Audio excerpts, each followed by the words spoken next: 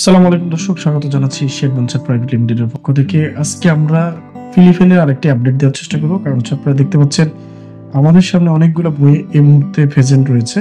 যে বইগুলোতে প্রত্যেকটা বইতে আমাদের ফিলিপাইনের ট্যুরিস্ট বিষয় আমরা কমপ্লিট করে নিয়ে এসেছি, এবং আমাদের সাথে একজন গেস্ট আছেন যিনি হচ্ছে আমাদের মাধ্যমে এই দ্বিতীয়বারের মতো আবার আস্থা রেখে আমাদের মাধ্যমে ভিসা সংগ্রহ করেছেন, যিনি হচ্ছেন জিসান আহমেদ। আমাদের মাধ্যমে আরেকবার ভিসা নিলেন।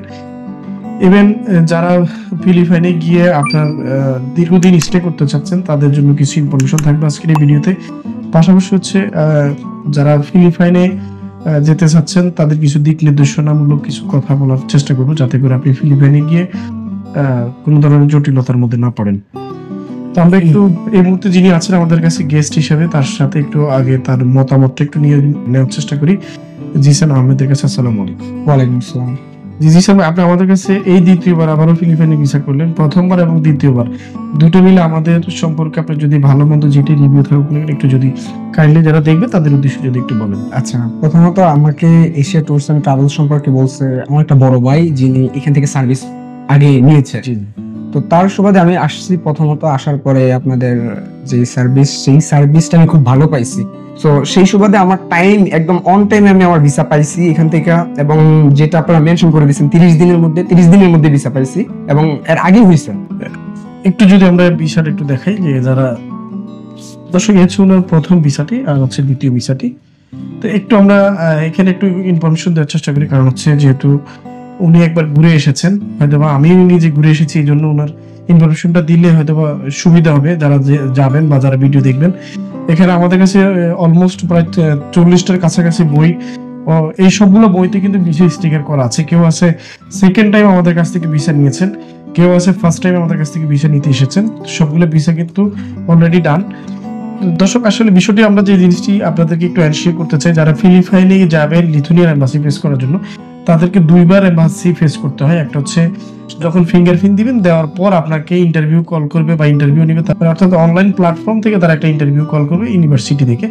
আপনি যখন ইউনিভার্সিটিতে ইন্টারভিউ দেওয়ার পর আপনার টিআরপি আসবে, অর্থাৎ আপনার ভিসা কনফার্ম হয়ে যাবে, আপনি লিথুনিয়ার টিআরপিটি কালেক্ট করতে যাবেন, তখন আবার আপনাকে যেতে হবে ফিলিপাইনে।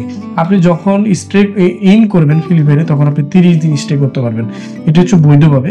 এবং যারা বেশি লং একবারে গিয়ে আপনি কাজ সেরে আসতে চান, তাদের জন্য একটা মেসেজ হচ্ছে, আপনি যদি একবারে কাজ সেরে আসতে চান তাহলে আপনি যেটি করতে হবে, আপনি সেখানে 7 দিন মিনিমাম স্টে করবেন। করার পর আপনি ইমিগ্রেশনে গিয়ে ফাইল জমা দিয়ে আপনাকে কি করতে হবে, যে আপনি ট্যুরিস্ট ভিসাটাকে এক্সটেনশন করে দিবেন, অর্থাৎ 1 মাসের জায়গায় সেটাকে 2 মাস আপনি বর্ধিত করবেন। অর্থাৎ যেটা 30 দিন স্টে টাইম, সেটাকে আপনি আরো 2 মাস বাড়াইতে পারবেন, 3 মাস বাড়াইতে পারবেন। এইভাবে ট্যুরিস্ট ভিসাকে বাড়িয়ে বাড়িয়ে আপনার 2 বছর কিন্তু থাকা যায় ফিলিপাইনে। এটা হচ্ছে ফিলিপাইনের ল। এখন আসলে কেন আমরা স্টুডেন্টরা এখানে থাকতে চাই না, তার একটি কারণ হচ্ছে ফিলিপাইনে খাবারের বড় প্রবলেম। বাংলাদেশে যে ফ্লেভারের খাবার, এই খাবারটি পাওয়াটা একটু কষ্টসাধ্য।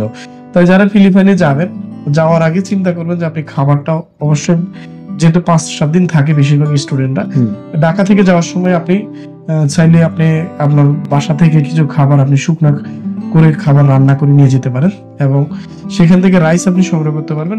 বিশেষ করে 7-11, তারপর হচ্ছে ম্যাকডোনাল্ডস, কেএফসি, এখান থেকে আপনি কিন্তু রাইস কালেক্ট করা যায়। তাহলে আপনার খাবারটা কিন্তু আপনি মোটামুটি কষ্টটা কম হবে। আর বিশেষ করে যদি আপনি বাংলাদেশি ফুড আপনি ট্রাই করতে হয়, তাহলে সেক্ষেত্রে একটু দূরে দূরে গিয়ে আপনাকে খাবার আনতে হবে, অথবা সেখানে লালামুখ করে খাবার আনা যায়। এর লালামুখ করে যদি আপনি খাবার আনেন, তাহলে সেক্ষেত্রে অনেক কস্ট পড়ে এবং খাবারের টেস্টটা তেমন একটা হয় না।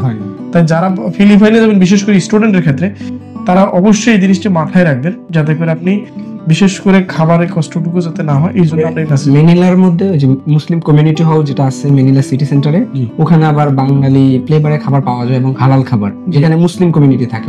তো যাই হোক বন্ধুরা, এই মেসেজগুলো দেওয়ার অর্থ হচ্ছে যাতে করে যারা আমাদের মধ্যে ভিসা করতেছেন, আপনি যাতে করে যাওয়ার পরে অন্তত এই মেসেজটুকু পেয়ে আপনি খাবারের কষ্টটুকু না করেন। আর পাশাপাশি হচ্ছে আপনি যখন ফিলিপাইনে ঢুকার পরে কিন্তু আপনার সঠিক ডকুমেন্টস আপনি সাথে নিয়ে যাবেন। বিশেষ করে যারা বিএফএস এ আপনি এম্বাসি ফেস করবেন, তাদের সকল ডকুমেন্টস আপনি নিয়ে যাবেন এবং সঠিকভাবে কথা বলবেন।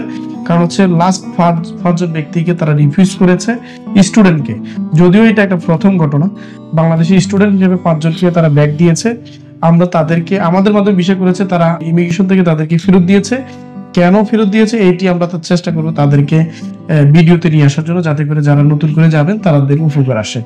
বন্ধুরা, ভিডিওটি এই কারণে একটু লম্বা করলাম বা একটু ইনফরমেশন দিলাম, কারণ হচ্ছে আপনারা দেখেছেন যে আমরা ফিলিপাইনের প্রায় সময় কিন্তু আপডেট দিয়ে থাকি ভিসা রিলেটেড, যে ভিসা আসছে, ভিসা হয়েছে, কিন্তু যাওয়ার যে অভিজ্ঞতাটুকু সেটা আমার আগে ছিল না। যখন আমি গিয়েছি এই বাস্তব অভিজ্ঞতাটুকু আপনাদের সাথে শেয়ার করার চেষ্টা করলাম। আর যাদের সেকেন্ড টাইম ভিসার প্রয়োজন তারা যোগাযোগ করতে পারবেন আমাদের মাধ্যমে, কারণ হচ্ছে এই মুহূর্তে আমরা ভিসার যে রেশিওটি শতভাগটা আমাদের ভিসার রেশিও থাকছে। বন্ধুরা, ভিডিওটি ভালো লাগলে অবশ্যই শেয়ার করবেন, পাশাপাশি আমাদের সাথে সম্পৃক্ত থাকতে চাইলে আমাদের চ্যানেলটি সাবস্ক্রাইব করবেন এবং আমাদের সাথে থাকবেন। আল্লাহ হাফেজ, আসসালামু আলাইকুম।